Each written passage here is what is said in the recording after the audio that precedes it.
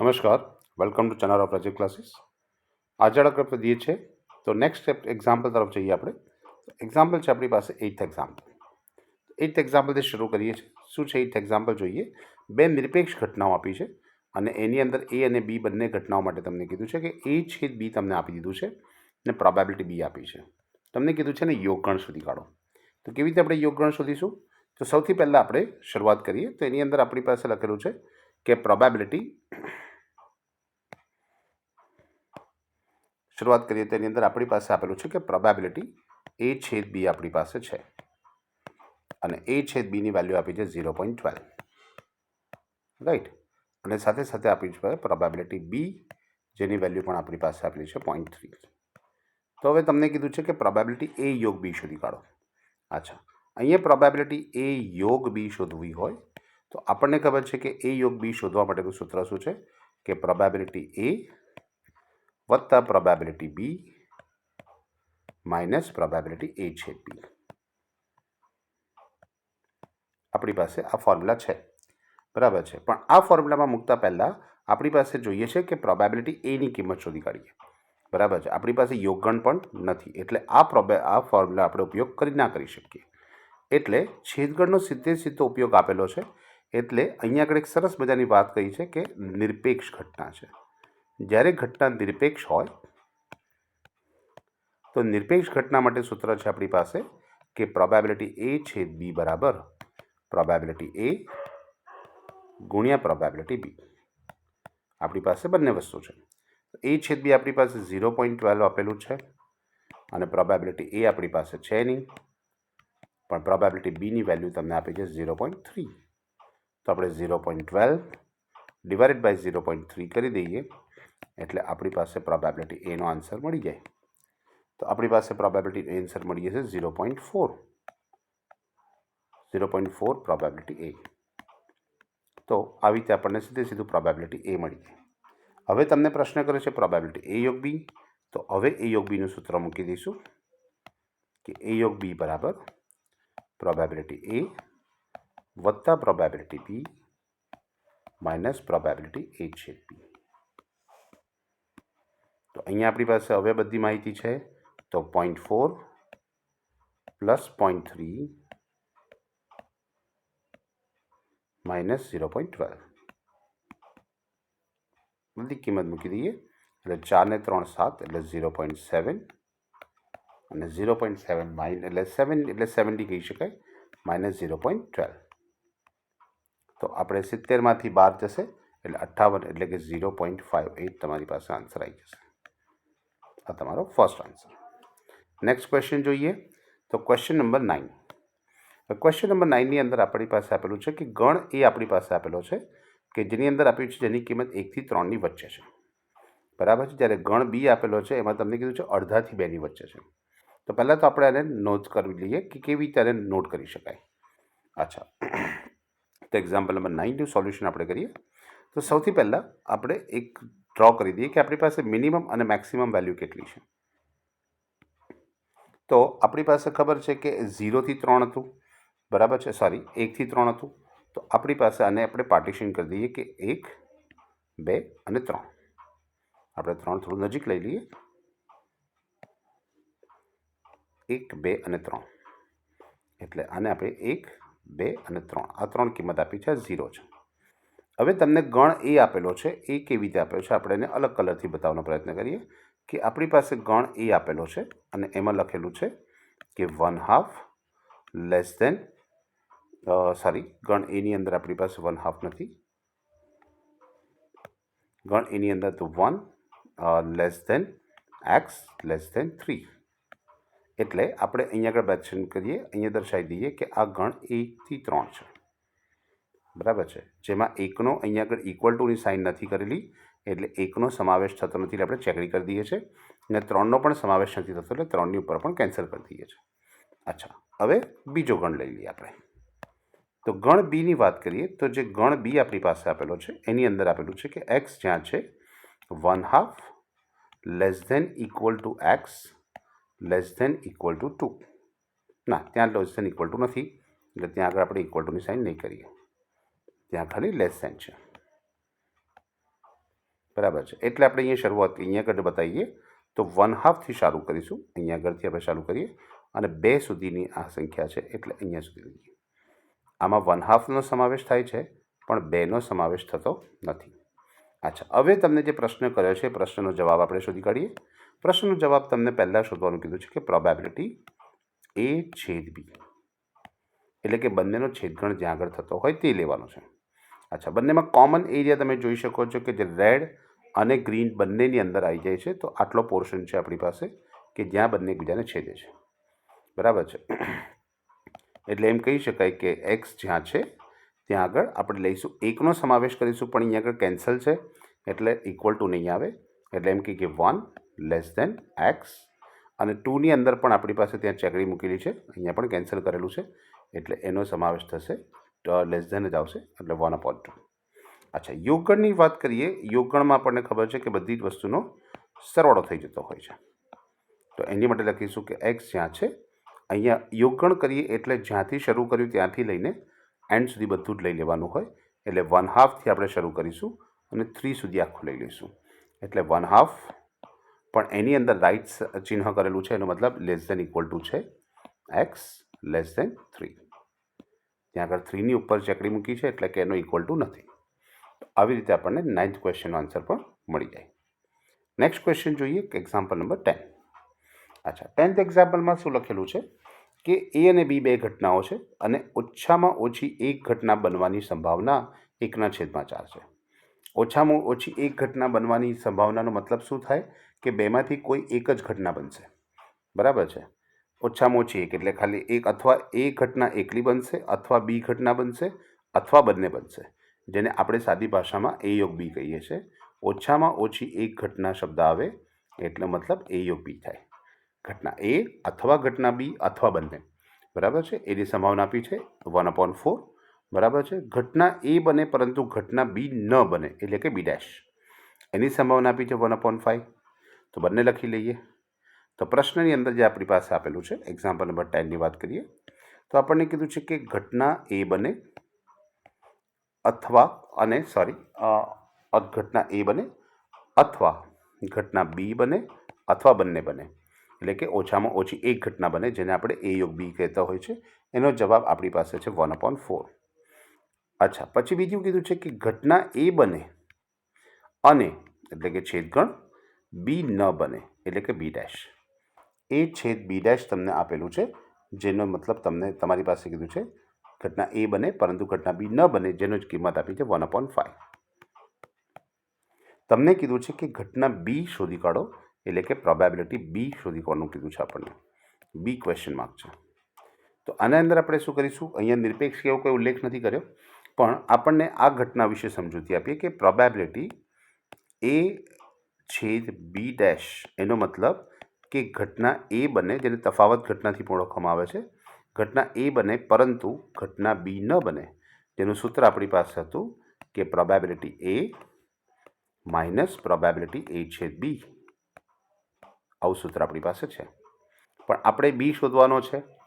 B તો આની અંદર છે જ નહીં, રાઈટ. અને છેદગણ પણ આપણી પાસે નથી આપેલો, A ગણ પણ નથી આપેલો, માત્ર આ આપણી પાસે આપેલું છે. તો આ સૂત્રની અંદર ડાયરેક્ટ કિંમત મૂકવામાં આવશે યોગગણના સૂત્રમાં. જોઈએ કેવી રીતે. પ્રોબેબિલિટી A/Bનું સૂત્ર શું થાય? A/Bનું સૂત્ર આપણી પાસે ખબર છે કે પ્રોબેબિલિટી A વત્તા probability B minus probability A/B. હવે આપણે અહીંયા આગળ A/Bની કિંમત તો આપણી પાસે છે, એ લખી નાખીશું. અચ્છા, પ્રોબેબિલિટી A માઇનસ A/B એટલે કે પ્રોબેબિલિટી A અહીંયા છે અને માઇનસ A/B આપણી પાસે આપેલું છે. એટલે આની જગ્યા પર આપણે શું લખી શકીએ છીએ? પ્રોબેબિલિટી A/B ઘટના, એટલે કે પ્રોબેબિલિટી A/B' લખી શકીએ છીએ. બાકીનું જે પ્રોબેબિલિટી B છે એ એઝ ઇટ ઇઝ લખી નાખીએ, પ્રોબેબિલિટી B. હવે આની અંદર કિંમત મૂકી દો. આપણી પાસે આની કિંમત આપી છે 1/4 અને આની કિંમત આપી છે 1/5 વત્તા અહીં આગળ આપણે એની કિંમત લખી છે પ્રોબેબિલિટી B. હવે 1/5 આપણે વિરુદ્ધ બાજુ લખી નાખીએ તો 1/4માંથી 1/5 માઇનસ કરી દઈશું એટલે આપણને પ્રોબેબિલિટી B મળી જશે. અને આ પ્રોબેબિલિટી બીની કિંમત મળશે 5 એકા 5, ક્રોસ ગુણાકાર કરી દઈએ આપણે, બરાબર છે. તો 5 એકા 5, 4 એકા 4 અને 5 ચોક 20 નીચે આવી જશે, એટલે પ્રોબેબિલિટી બી. 5માંથી 4 જશે એટલે આપણને જવાબ મળી જશે 1. 1/20 જે આપણી પાસે કિંમત છે પ્રોબેબિલિટી બીની મળી જશે. તો આવી રીતે પ્રોબેબિલિટી બીની કિંમત આપણી પાસે મળી શકે છે. નેક્સ્ટ એક્ઝામ્પલ જોઈએ. એક્ઝામ્પલ છે એક્ઝામ્પલ નંબર 11. આમાં તમારી પાસે આપેલું છે કે પ્રોબેબિલિટી બી આપી દીધું છે 3/5 અને એ છેદ બી ડેશ આપેલું છે. ફરી પાછા આ જ નિયમનો ઉપયોગ કરીશું. જોઈ લઈએ એક્ઝામ્પલ નંબર 11, જેમાં આપણી પાસે ઇન્ફોર્મેશન આપી છે, લખી લઈએ. પહેલાં તો તમને આપી દીધી છે પ્રોબેબિલિટી બી. પ્રોબેબિલિટી બીની વેલ્યુ તમારી પાસે છે 3/5 અને બીજું તમને કીધું છે કે તફાવત ઘટનાનો ઉપયોગ કરવાનો છે, કે ઘટના એ ન બનશે નહીં, પરંતુ ઘટના બી બનશે, એટલે કે A'/Bની કિંમત તમને આપી છે 1/2. હમણાં જ આપણે જેવી રીતે ચર્ચા કરી એ પ્રમાણે આ જે કિંમત છે એ કિંમતનો આપણે ઉપયોગ કરીશું. અચ્છા, જે શોધવાનું છે એ પણ લખી લઈએ. શોધવાનું છે આપણી પાસે A/P આવું આપ્યું છે. હવે આનું સૂત્ર શું જોઈએ? તો આનું સૂત્ર આપણે સમજીએ. આ શરતી સંભાવના છે. શરતી સંભાવનાની અંદર બી તમારી શરત છે, એટલે છેદમાં પ્રોબેબિલિટી બી આવશે, જે આપણી પાસે આપેલી છે એક્ઝામ્પલમાં. અચ્છા, અંશમાં આપણે જોઈશે પ્રોબેબિલિટી A/B, જે આપણી પાસે નથી. તો એના માટે તમને આ માહિતી આપી છે. એ માહિતીની મદદથી આપણે પ્રોબેબિલિટી A/B શોધી કાઢીએ. ચાલો પહેલાં એ પ્રોબેબિલિટી A/B શોધી કાઢીએ. તો પ્રોબેબિલિટીની અંદર આપણે અહીંયા આગળ સૂત્ર મૂકીશું કે એ ઘટના ન બને અને ઘટના બી બને, જેને બીજી ભાષામાં લખવું હોય તો આને એવું પણ લખી શકાય કે પ્રોબેબિલિટી બી માઇનસ એ, એટલે કે બી તફાવત એ ઘટના, જેનું સૂત્ર છે પ્રોબેબિલિટી બી, એટલે પ્રોબેબિલિટી બી લખવાનો અને માઇનસ એનો છેદગણ કરી દેવાનો, A/B. આવી માહિતી છે. હવે તમારી પાસે આની કિંમત તો આપેલી છે 1/2, બરાબર છે. પ્રોબેબિલિટી બી પણ આપેલી છે 3/5. ખાલી છેદગણ નથી, તો આપણે છેદગણ શોધી કાઢીશું. સાઈડ ચેન્જ કરી દઈએ. આખું માઇનસ છે આપણી પાસે, આખું માઇનસ છે અને માઇનસની સાઈડ ચેન્જ કરીને અહીંયા લઈ આવીશું. 1/2ની સાઈડ ચેન્જ કરીને આ સાઈડ લઈ જઈશું, એટલે આપણી પાસે જે જવાબ મળશે એ પ્રમાણે પ્રોબેબિલિટી A/B બરાબર 3/5 માઇનસ 1/2. બરાબર છે. હવે સદરૂપ આપી દઈએ આની અંદર, અથવા ક્રોસ ગુણાકાર કરી દો. 3 દુ 6 માઇનસ 5 એકા 5 અને નીચે 5 દુ 10, એટલે કે આપણને કિંમત મળી જશે 1/10. આ કોની કિંમત મળી? આપણને પ્રોબેબિલિટી A/Bની કિંમત મળી. હવે આપણી પાસે જે પ્રશ્ન પૂછ્યો છે, પ્રશ્ન શોધી કાઢીએ કે પ્રશ્નમાં કિંમત કીધું છે કે A/B.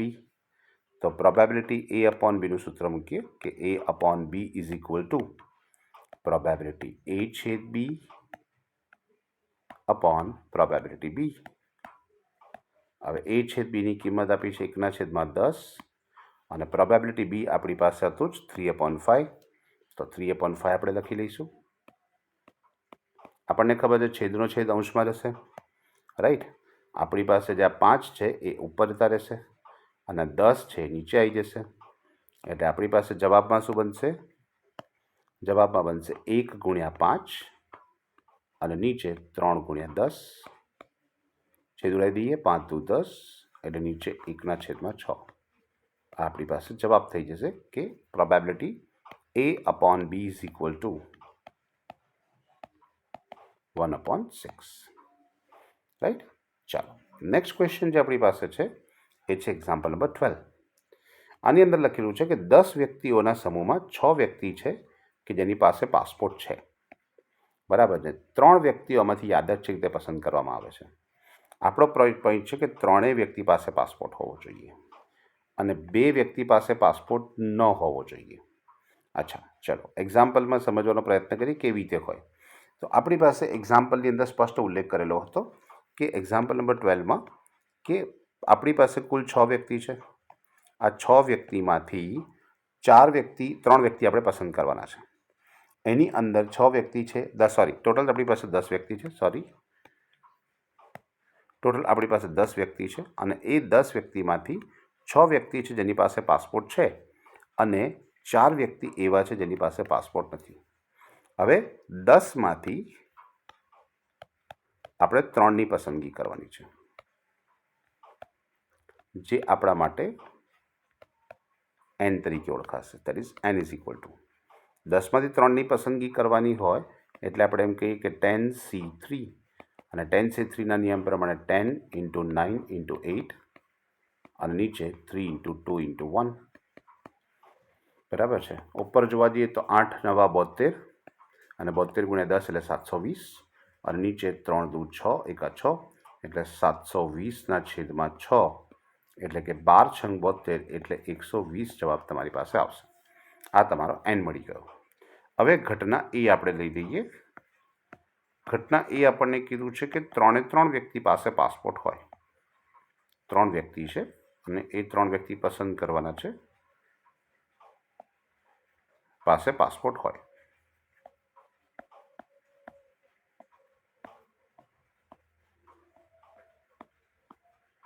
આવો પ્રશ્ન છે. તો આપણે જે પાસપોર્ટ હોય એવા વ્યક્તિઓ કેટલા છે આપણી પાસે? કુલ 6 વ્યક્તિઓ છે. તો એ 6 વ્યક્તિમાંથી આપણે કોઈ પણ 3ની પસંદગી કરી દેવાની. રાઈટ. એટલે 6C3, જેને આપણે કેલ્ક્યુલેશન કરવા જઈએ તો 6 × 5 × 4 નીચે 3 × 2 × 1. બરાબર છે. તો 3 × 2 = 6 કેન્સલ થઈ ગયા. 5 × 4 = 20 તમારી પાસે જવાબ આવશે. એટલે પ્રોબેબિલિટી એ બરાબર આપણો નિયમ પ્રમાણે m/n, આને આપણે m કહીશું. બરાબર છે. m આપણી પાસે 20 છે અને n આપણી પાસે 120 છે. એટલે 20 × 120 1/6. પહેલો પ્રશ્ન જવાબ મળી ગયો. ઘટના બીની વાત કરીએ તો ઘટના બી આપણી પાસે કેવી છે? અને એ ઘટના બીમાં લખેલું છે કે 2 વ્યક્તિ છે, એ 2 વ્યક્તિ પાસે પાસપોર્ટ ન હોય, એક વ્યક્તિ પાસે પાસપોર્ટ હોય. શબ્દોમાં લખીને બહુ સમય નથી બગાડવો. તો આપણી પાસે જે 4 વ્યક્તિ હોય એ 4 વ્યક્તિમાંથી 2 વ્યક્તિ લઈ લઈશું જેની પાસે પાસપોર્ટ નથી.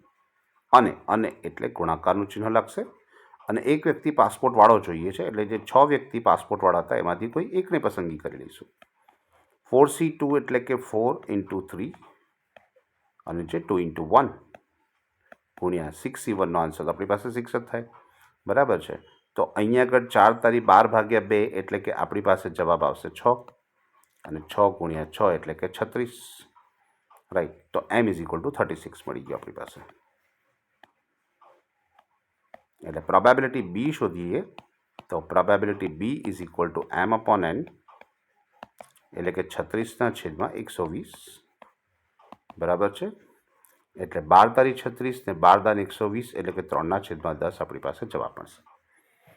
તો આ છે આપણી પાસે એક્ઝામ્પલ નંબર 12 કે જેની અંદર 2 વ્યક્તિ પાસે પાસપોર્ટ હોય અને એક વ્યક્તિ પાસે પાસપોર્ટ ન હોય. બરાબર છે. 2 વ્યક્તિ પાસે પાસપોર્ટ ન હોય અને તેવી વ્યક્તિ સંભાવના શોધવાની. સ્વાભાવિક છે કે 2 વ્યક્તિ પાસે પાસપોર્ટ ન હોય એનો મતલબ એક વ્યક્તિ પાસે પાસપોર્ટ હોય, કારણ કે આપણે કુલ 3 વ્યક્તિની પસંદગી કરવાની હતી. અચ્છા, નેક્સ્ટ એક્ઝામ્પલ તરફ જઈએ. તો એક્ઝામ્પલ નંબર 13 છે આપણી પાસે. એક્ઝામ્પલ નંબર 13માં એવું લખેલું છે કે કોઈ 1 વર્ષના બજેટમાં પુરુષોની આવક માટે કર મર્યાદા વધે એની સંભાવના આપી દી છે 0.66. એટલે આપણે પુરુષો માટે ધારો કે એ ધારી લઈએ. બરાબર છે.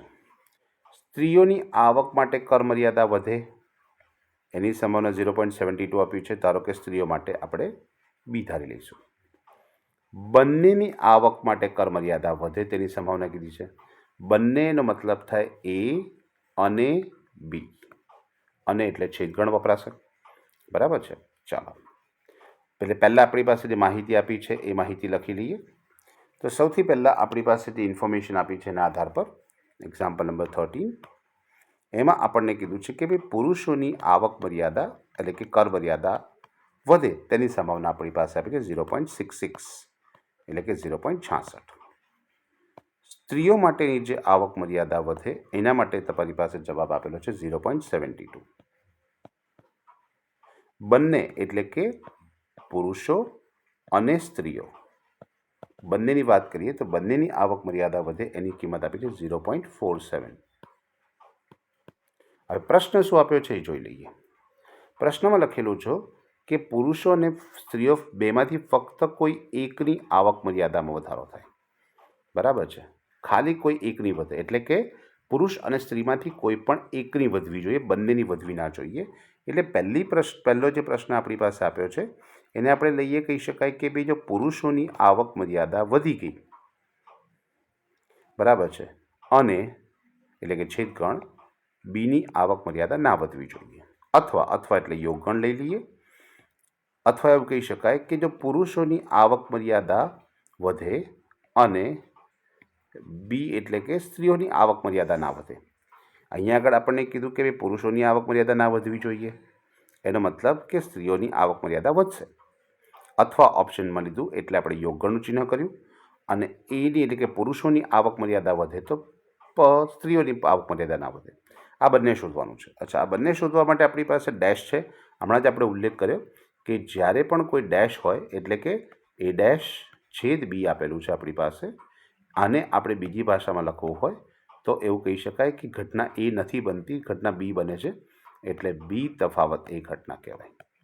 તફાવત ઘટનાના નિયમ પ્રમાણે આપણી પાસે સૂત્ર છે. પહેલાં તફાવત ઘટના લખી લે. આનો મતલબ થયું કે ઘટના બી માઇનસ એ, યોગગણ છે એટલે સરવાળાનું ચિહ્ન આવશે, અને આમાં ઘટના એ બનવી જોઈએ, બી ના બનવી જોઈએ, એટલે અહીંયા ઘટના એ તફાવત બી ઘટના છે. જે ઘટનામાં ડેશ નથી હોતી એ ઘટના આગળ લખવામાં આવે છે, ડેશવાળી ઘટના પાછળ લખાય છે. અહીંયા આગળ બી ડેશ છે એટલે બી પાછળ લખ્યું, આમાં ડેશ નથી એટલે સંખ્યા આગળ લખી છે.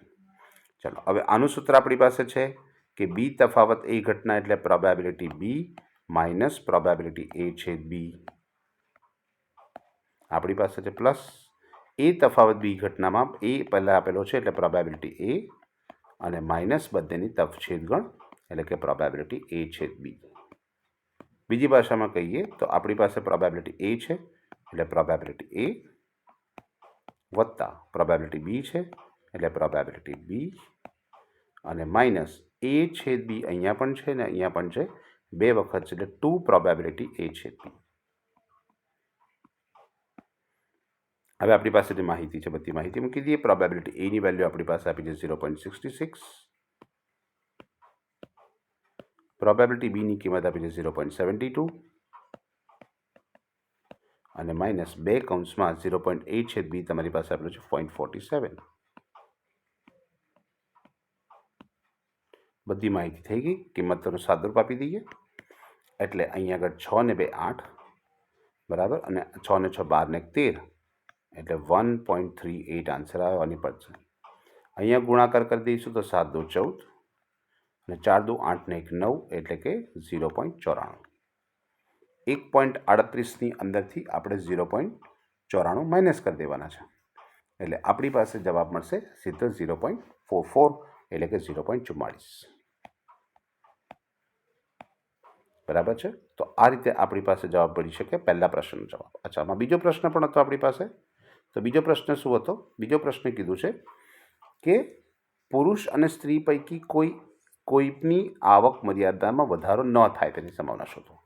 એટલે ના પુરુષની વધવી જોઈએ ના સ્ત્રીની વધવી જોઈએ. બીજો પ્રશ્ન કે પુરુષની આવક મર્યાદામાં વધારો ન થાય એટલે એ ડેશ, અને એટલે છેદગણ સ્ત્રીઓની આવક મર્યાદામાં પણ કર વધારો ન થાય એટલે બી ડેશ.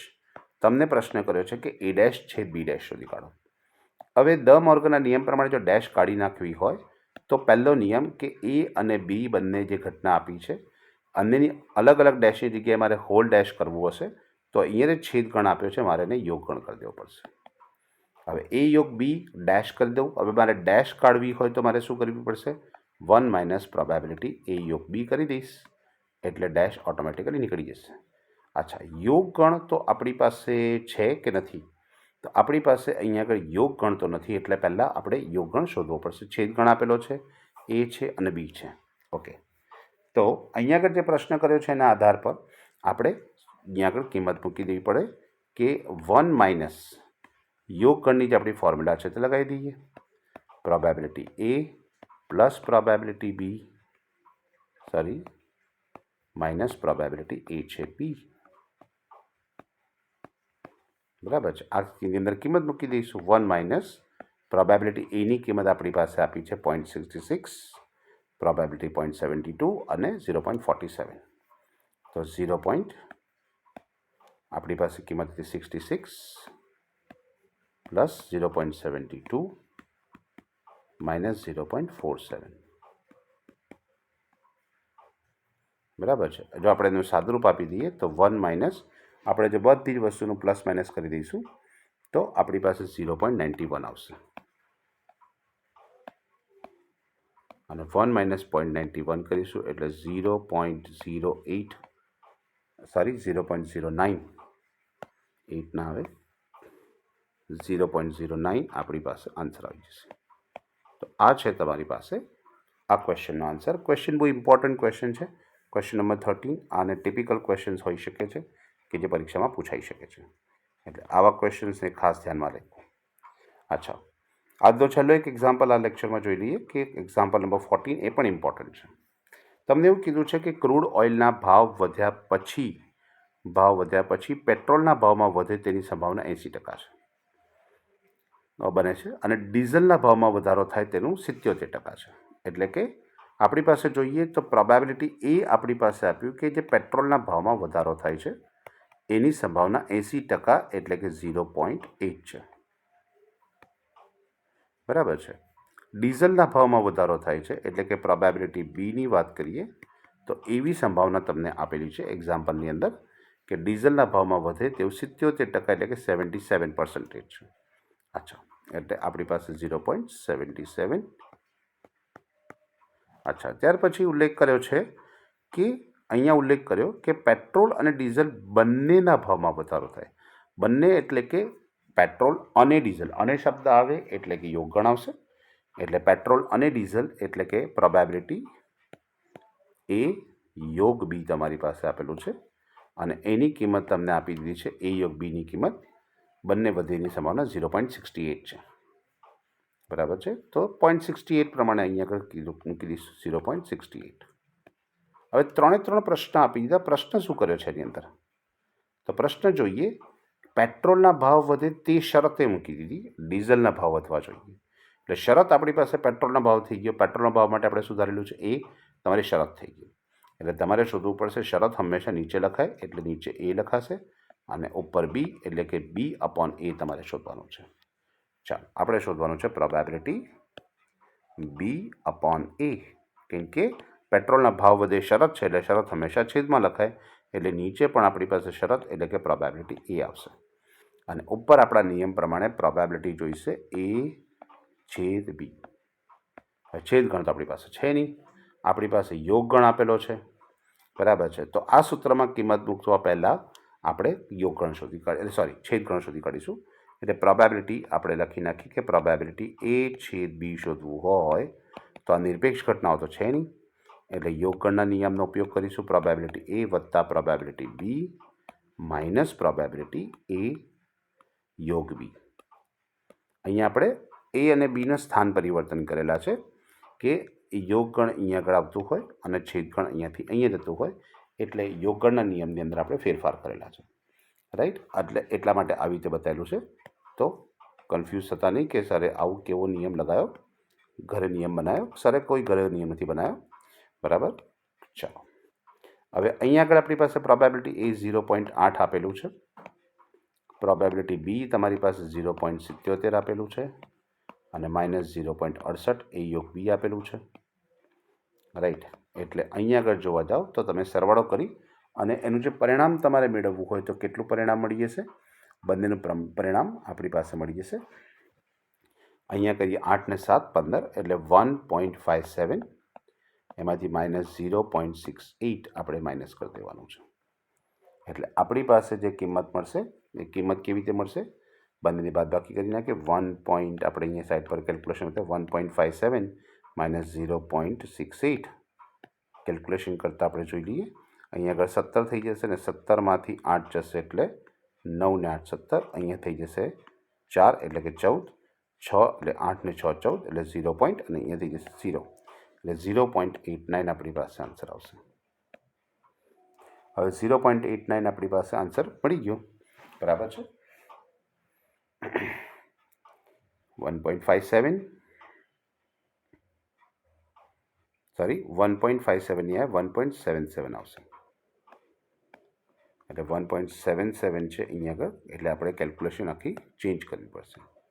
1.77 માંથી માઇનસ કરવાનું છે. 1.77 એટલે 1.77 માઇનસ 0.68 બરાબર છે. એટલે આપણી પાસે જે જવાબ આવશે એ ચેન્જ થઈ જશે. આની અંદર આપણી પાસે કેટલા થઈ જશે? સરવાળાની અંદર કિંમત જોઈએ તો આપણી પાસે A/B 68 આપણી પાસે મળશે. 68 A/B 0.68 આપેલો છે આપણી પાસે. સોરી, આની કેલ્ક્યુલેશનમાં જ આપણે ગડબડ કરી છે. 0.14નો જે એક્ઝામ્પલમાં ફરી કેલ્ક્યુલેશન કરીએ આપણે. અહીંયા કીધું છે કે પેટ્રોલના ભાવ વધે. અચ્છા, પેટ્રોલ અને ડીઝલ બંનેના ભાવ વધે, એનો મતલબ બંનેનો છેદગણ આપેલો છે. સોરી, આપણે સમજવામાં ભૂલ કરી. અહીંયા આગળ A/B આપેલું છે, એટલે પ્રોબેબિલિટી A/B આપણી પાસે 0.68 છે અને છેદગણ આપેલો છે, એટલે આપણે બહુ લાંબી કેલ્ક્યુલેશન કરવાની કોઈ જરૂર છે જ નહીં. છેદગણ સીધો આપણી પાસે આપેલો છે, એટલે શરતી સંભાવનાના નિયમમાં આપણે ડાયરેક્ટ જ કિંમત મૂકી દઈશું. રાઈટ. તો આપણી પાસે અહીંયા આગળ છે આપેલું છે A/B એટલે કે 0.68 અપોન 0.8, એટલે આપણી પાસે સીધો આન્સર જવાબ મળી જશે અહીંયા આગળ ડાયરેક્ટ જ આપણી પાસે 17/20 આવશે. 17/20 બરાબર છે. અને થોડું સાદુરૂપ આપીને સમજવાનો પ્રયત્ન કરશો તો કદાચ વધારે સમજાવશે. તો સમજાવું તમને. 68/100 થઈ જશે અને હોલ અપોન 8/100 થઈ જશે. જેને આપણે સાદુરૂપ આપી દઈએ તો આપણી પાસે થાય 68 × 100 ડિવાઇડેડ બાય 8/100. એટલે આ તો કેન્સલ થઈ જશે. બરાબર છે. અહીં આગળ આપણી પાસે જે આન્સર આપેલો છે એના આધાર પર 0.8 બરાબર, એટલે છેદમાં 10 જ આવશે. અહીં આગળ 0.10 આવશે છેદમાં, એટલે ઉપર આપણી પાસે અહીં આગળ થઈ જશે 100ની જગ્યા પર અહીં આગળ 10 આવી જશે. ઓકે, એટલે અહીંયા જ આપણી પાસે છે આ 10 ઉપર જશે અને 100 નીચે આવશે. એટલે આપણી પાસે નીચે પણ એક 0 ચેન્જ કરીશું. નીચે આપણી પાસે 100 છે, એટલે 10 અહીંયા આગળ ઉડી જશે. 10 × 100 અહીં નીચે 10 રહેશે. બરાબર છે. હવે અહીંયા આગળ ધારો કે 4 વડે ઉડાવી દઈએ. 17 ચોક 68 અને નીચે 4 દુ 8 એમ કરીને 17/20 આનું ક્લાસિફિકેશન છે. થોડું સમજાવવાનો પ્રયત્ન કર્યો છે. તો આ સાથે તમને એક્ઝામ્પલમાં સમજ પડી જશે. બરાબર છે. આવા જ બીજા એક્ઝામ્પલ આપણે નેક્સ્ટ લેક્ચરની અંદર રેકોર્ડ કરીશું. ત્યાં સુધી મળીએ નેક્સ્ટ લેક્ચરમાં. Have a good day.